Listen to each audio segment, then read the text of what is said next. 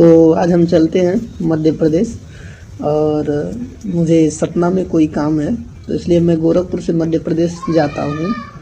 सतना के बाद हम लोग माता मैहर का दर्शन करने चलेंगे, क्योंकि मुझे सतना में कोई काम है तो मैं चल रहा हूँ। और देखिए, मैंने अपना जो है ट्रेन में रिजर्वेशन करा दिया था, नौतनवा दुर्ग एक्सप्रेस जो है, मैंने अल्टरनेट स्टेशन से कराया था टिकट। देखिए, मैं यहाँ से रिटायरिंग रूम बुक किया था, क्योंकि मैं स्टेशन पे 2 बजे रात को सतना पहुँच गया था और मैं 250 रुपये में 3 घंटे के लिए सोने के लिए स्टेशन पे रिटायरिंग रूम बुक किया था। और यहाँ वो सतना का सुबह था और मैं सुबह उठते ही चला गया अपने काम के लिए सतना। और सतना से आने के बाद मैं मैहर में खाना खाया और उसके बाद मैं नहा धोकर फ्रेश होकर माता रानी के दर्शन करने चला गया। आपको मैहर स्टेशन से ऑटो मिल जाएगा और वहाँ से आप मैहर माता रानी के मंदिर तक आ सकते हैं।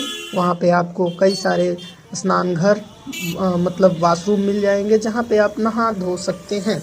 उसके बाद आप प्रसाद लीजिए और जो भी है माता रानी का चढ़ावा उसे लेकर पहाड़ी पर चढ़ने के लिए तैयार हो जाइए। और मैं भी तैयार हो गया था और मैं जा रहा हूँ माता रानी के दर्शन करने। और यहाँ पे देखिए, खूबसूरत माहौल है, पहाड़ है और यहाँ पे काफ़ी भीड़ थी, क्योंकि मैं नवरात्रि में गया था, जिसकी वजह से मुझे बहुत सारे भीड़ का सामना करना पड़ा था। भीड़ होने के बावजूद मैं दर्शन करने इसलिए गया था क्योंकि मैं गोरखपुर से मध्य प्रदेश मैहर गया था सतना, तो मैहर पास में ही पड़ता है। इसलिए मुझे लगा कि यार फिर भविष्य में कभी यहाँ पे आने का मौका मिले ना मिले, समय मिले या ना मिले, इसलिए माता रानी का दर्शन करते हुए चला जाए। इसलिए मैं दर्शन करने चला आया। अपने काम होने के बाद सतना से सीधा मैहर, जो कि मैं ट्रेन से आया था। और जहाँ तक होता है मैं कम खर्चे में ही घूम लेता हूँ, ये मेरी सच्चाई है। फ़िलहाल मैं माता रानी के दर्शन के लिए लाइन में लग चुका हूँ और मैं पहाड़ों पे चढ़ता हूँ।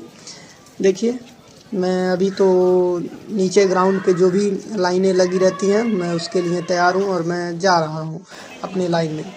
और यहाँ पे देखिए, माता रानी का मंदिर आपको दिखाएंगे जूम करके। ये जो छोटा सा एकदम ऊंचाई पे जिस पे लाइटें लगी हैं, वही माता रानी का मंदिर है और हमें वहीं जाना है, पहाड़ों के ऊपर चढ़ाई करते हुए। आप लोगों को लगता होगा कि चढ़ाई कम है, लेकिन वहाँ पे पहुँचने के बाद आप लोगों को पता चलेगा कि आप कितने ऊपर और कितनी ऊंचाई पे हैं।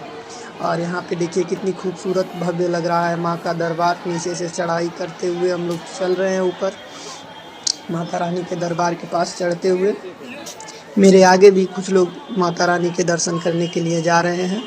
जो लोग यंग थे वो जल्दी और दौड़ते हुए दर्शन करने के लिए माता के उत्सुक थे और जा रहे थे। इन लोगों को लगा कि आगे गेट बंद होगा, लेकिन इन भाई साहब को लगा कि नहीं बंद है, इसलिए वो आगे चले गए। और मुझे भी ऐसा ही लगा था कि ये गेट बंद नहीं होगा, हर एक लाइन का गेट चालू ही रहता है और वहाँ पे चालू ही था, मुझे घूमना नहीं पड़ा। और देखिए, मैं माता रानी के पहाड़ों पर चढ़ रहा हूँ।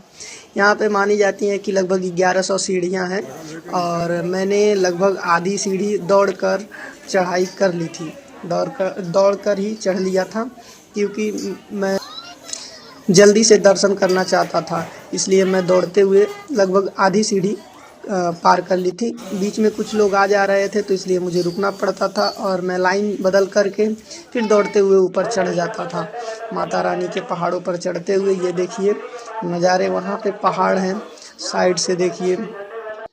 यहाँ पे लाइनें अच्छी लगी थी, व्यवस्था है मध्य प्रदेश सरकार की। जगह जगह पे आपको पीने की पानी मिल जाएंगे, आप लाइन में रहते हुए भी पानी पी सकते हैं। और ये देखिए, जहाँ पे भीड़ आ गई थी आधी पहाड़ी पे चढ़ने के बाद। और ये जो मेरे पीछे दिख रहे हैं, जो फ़ोन में देख रहे हैं, वो यहीं के लोकल के हैं। वो मुझे हर एक चीज़ और हर एक बात यहाँ के बारे में बता रहे थे और बता रहे थे कि कैसे दर्शन करना चाहिए और क्या होता है। ये जो छोटी आप लाइटें देख रहे हैं, ये मैहर शहर का जो है नीचे के घर हैं। और देख सकते हैं आप हम कितनी ऊंचाई पे अभी आ चुके हैं, जो कि शहर के एकदम छोटे लाइट बस दिख रहे हैं। और ये माता रानी का दरबार है। हम लोग जब ऊपर आ गए थे तो देखिए, माँ शारदा का पहला गेट है जहाँ पे हम लोग अंदर जाने वाले हैं। और देखिए हम लोग अंदर गेट के आ चुके हैं। अब धीरे धीरे मंदिर के पास हम लोग जाएंगे और माता रानी के लिए दर्शन करेंगे। देखिए उसके बाद क्या होता है। यहाँ पे हम लोग चलते हैं। ये माता रानी का शिखर है मंदिर का, जो कि काफ़ी सुंदर और भव्य लग रहा था। यहाँ पे नीम का पेड़ है बहुत बड़ा मोटा सा। और यहाँ पे भीड़ को मैं दिखा रहा हूँ आपको, मैं कितनी भीड़ में था। यहाँ पे काफ़ी ज़्यादा नवरात्रि में भीड़ थे। अगर आप सतर्क ना रहें तो हो सकता है आप उसमें गिर जाए, तो फिर उठने में दिक्कत होती है, क्योंकि बहुत ज़्यादा भीड़ थी, काफ़ी क्राउड था। और ये देखिए हम लोगों को रोक दिया गया है मंदिर के सीढ़ियों पर, क्योंकि हम लोग मंदिर के एकदम माता रानी के मंदिर के पास रहते हुए भी अभी दर्शन के लिए हमें रोक दिया गया है। रोका इसलिए गया है क्योंकि माता रानी का आरती स्टार्ट होने वाला है, और मुझे ये बताया गया है कि माता रानी का आरती बहुत किस्मत वालों को मिलती है, क्योंकि यहाँ पे आरती सबको नहीं मिल पाती है। लेकिन मेरा किस्मत अच्छा था और मेरा भाग्य भी अच्छा था कि मैं माता रानी की आरती में शामिल हो पा रहा हूँ। देखिए अब मंदिर की सफाई हो रही है, इसलिए सबको रोक दिया गया है। पूरी तरह से माता रानी के दर्शन करने के लिए मना कर दिया गया है, और सब लाइनों को जो जहाँ पर है वहीं पे रोक दिया गया है पुलिस बल के द्वारा। यहाँ पे काफ़ी ज़्यादा पुलिस बल तैनात थी। और देखिए अभी मैं पूरा माता रानी के प्रांगण से सारा भीड़ जो है दिखा रहा हूँ आपको। और ये देखिए मैं जूम करके इसलिए दिखा रहा हूँ, ये मैहर शहर है जो कि मंदिर के पीछे बसा हुआ है। बहुत बड़ा शहर है, इंडस्ट्रियल एरिया है। और देखिए यहाँ पे छोटे छोटे बस लाइटें हमें दिख रही हैं इतना जूम करने के बाद, बाकी कुछ नहीं, क्योंकि हम लोग काफ़ी ऊंचाई पे थे। और मुझे ऐसा लगता है कि मैं पहली बार लाइफ में इतनी ऊंचाई पे गया था।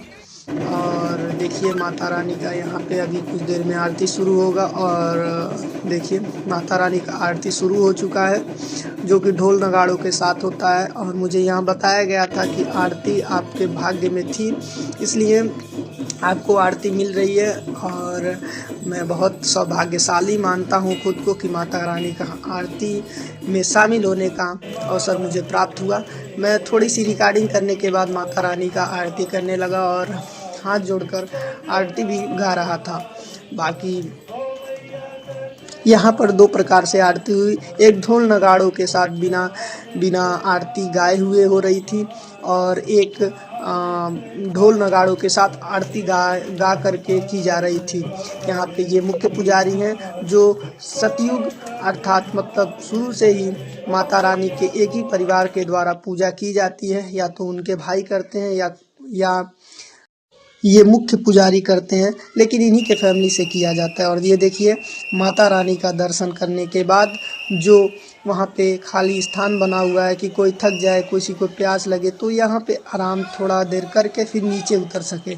और मैं वहाँ से माता रानी के दर्शन का आपको पीछे ही दिखा दिया था फ़ोटो। और जब आरती हो गई थी तो आरती हम लोगों के पास भी आई थी और मैं आरती लिया भी था। और यहाँ देखिए अब हम लोग नीचे उतर रहे हैं। देखिए पहाड़ों से सीधी चढ़ाई थी और सीधा उतरना भी था, इसलिए डर लगता था कि सीढ़ियों से मैं गिर ना जाऊं अचानक। लेकिन माता रानी का कृपा था, हमको ऐसा कुछ नहीं देखना पड़ा और ना ही हम गिरे। और ये देखिए मैहर शहर है जो कि छोटे छोटे लाइटों से दिख रहा है। मैहर वाली माता की कृपा और शारदा माता की कृपा जो है सब पर बनाए रखे। हे माता रानी सबका कल्याण करना माँ। देखिए अब हम लोग नीचे उतर रहे हैं।